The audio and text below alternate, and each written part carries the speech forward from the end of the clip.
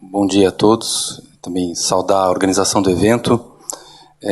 Dizer que, para mim, eu vou prestar atenção no horário, porque esse é um tema absolutamente fascinante do ponto de vista que eu vou falar, de vários, mas para mim, particularmente, do ponto de vista que eu vou falar, que é como partir da ciência, ou seja, do que a Zila acabou de nos falar, para a implementação de políticas. Quer dizer, quais são os obstáculos que a gente encontra entre aquilo que a ciência nos diz sobre prevenção e aquilo que a gente consegue implementar com política, né?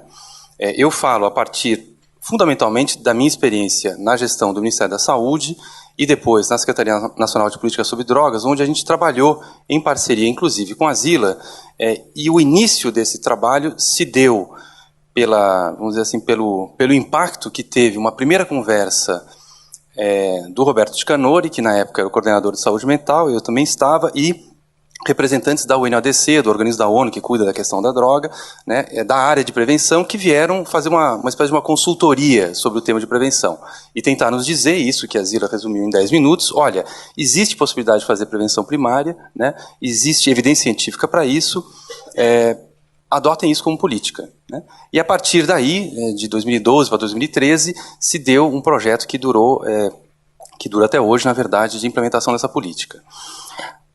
O primeiro desafio é dizer o seguinte: nós precisamos fazer uma prevenção que seja efetiva do ponto de vista da evidência científica, ou seja, que consiga chegar esses objetivos resumidos de retardar o uso, fundamentalmente retardar o início do uso, né, o que não exclui o não uso, né, mas também não pode ser feita a qualquer custo. A gente acrescenta aí uma ideia de uma prevenção ética, né? Por quê? Porque no campo da prevenção existem iniciativas de prevenção que, para conseguir esse efeito com jovens e adolescentes, estigmatizam aqueles que já são usuários de drogas, né? Nós já temos uma larga experiência disso com a AIDS. Nós vivemos isso no início da epidemia da AIDS, né?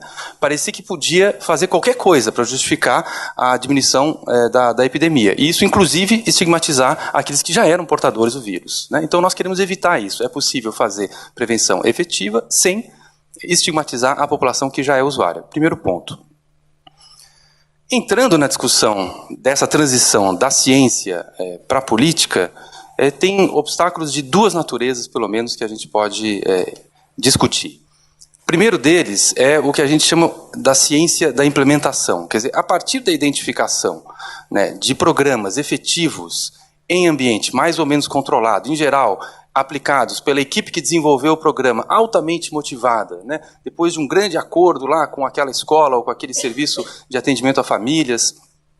Como é que você transforma aquela experiência com centenas, ou até mesmo, às vezes, com milhares de pessoas na amostra, numa política que tem que ser implementada num país de dimensão continental, com contextos culturais absolutamente diferentes, diversos, com uma organização federativa que divide responsabilidades no campo das políticas da educação, da assistência social e da saúde, ou seja, como fazer essa transposição de uma pequena experiência para uma grande política.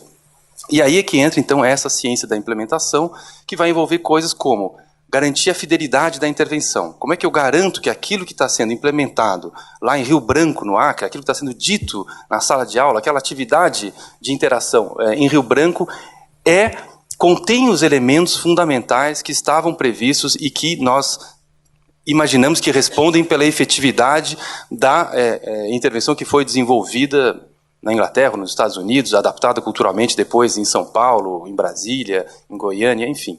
Quer dizer, como garantir isso? Fidelidade. Segundo, como é que você multiplica, como é que você forma formadores de formadores de formadores, né? Porque não adianta só formar formadores de formadores. Você tem que elevar isso à quarta potência para poder chegar com capilaridade nos municípios, né?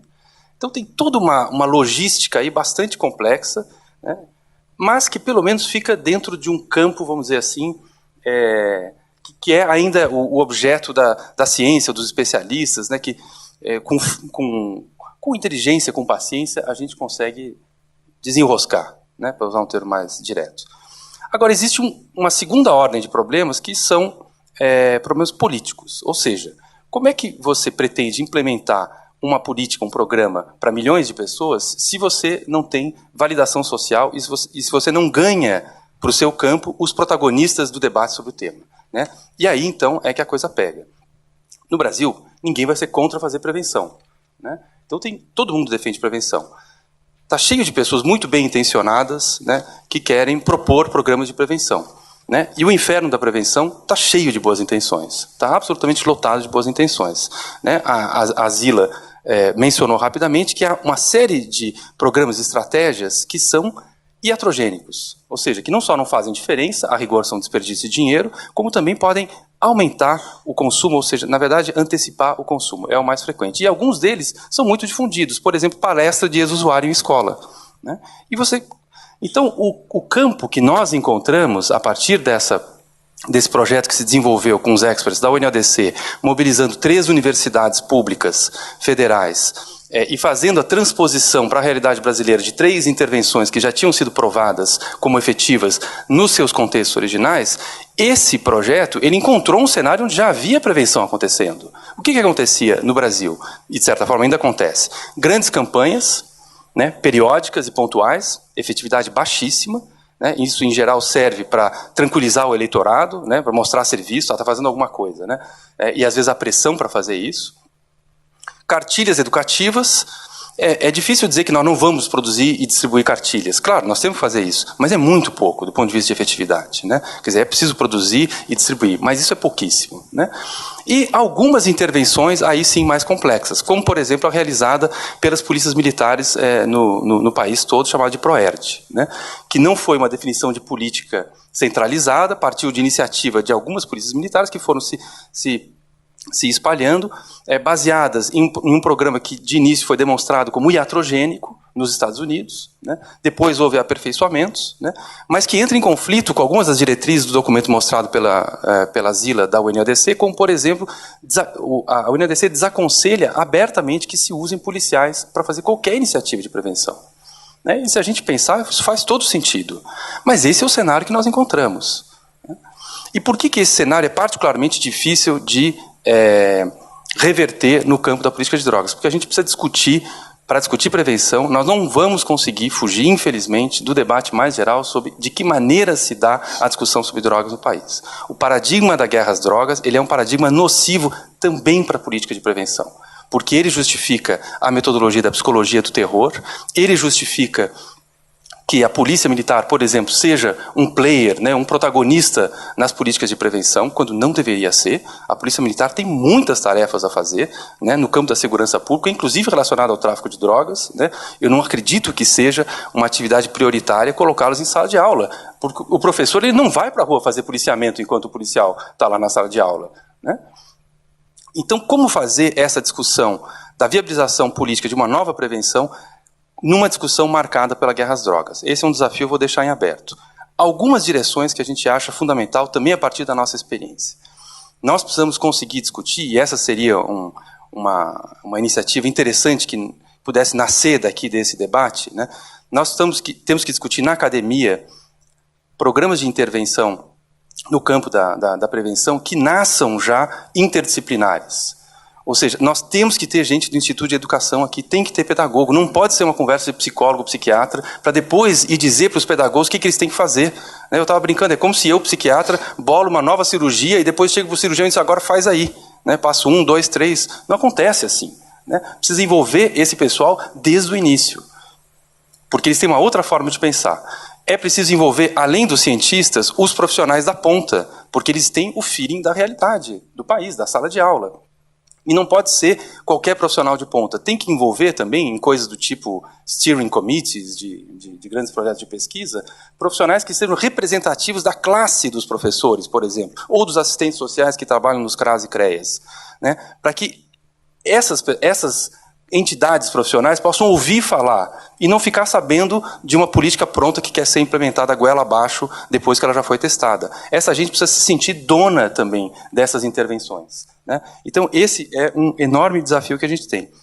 Outro desafio é que tem que ser com instrumento passo a passo concreto, tem que oferecer ferramentas, né? Não dá para só falar genericamente, mas também não pode ser só a ferramenta. Se a gente oferece a ferramenta e a cabeça das pessoas continua sintonizada na guerra às drogas, vai haver uma dissonância né, da aplicação dessas ferramentas que estão baseadas em desenvolvimento de habilidades psicossociais, por exemplo, e que não tem nada a ver com a retórica da guerra às drogas. Porque essa é a forma que se aprende a falar com os jovens hoje. Falar como os nossos pais é continuar, não a falar soft, né, mas é continuar a falar exagerando dados ou mostrando só um lado dos dados. É isso que não funcionou até agora. Nós precisamos desenvolver uma nova forma de falar, que é essa mais ou menos que está representada nos estudos que a Zila mostra. E como fazer isso virar política traz os desafios da implementação e de ganhar essa validação social e de botar a universidade para falar com mais clareza daquilo que não funciona.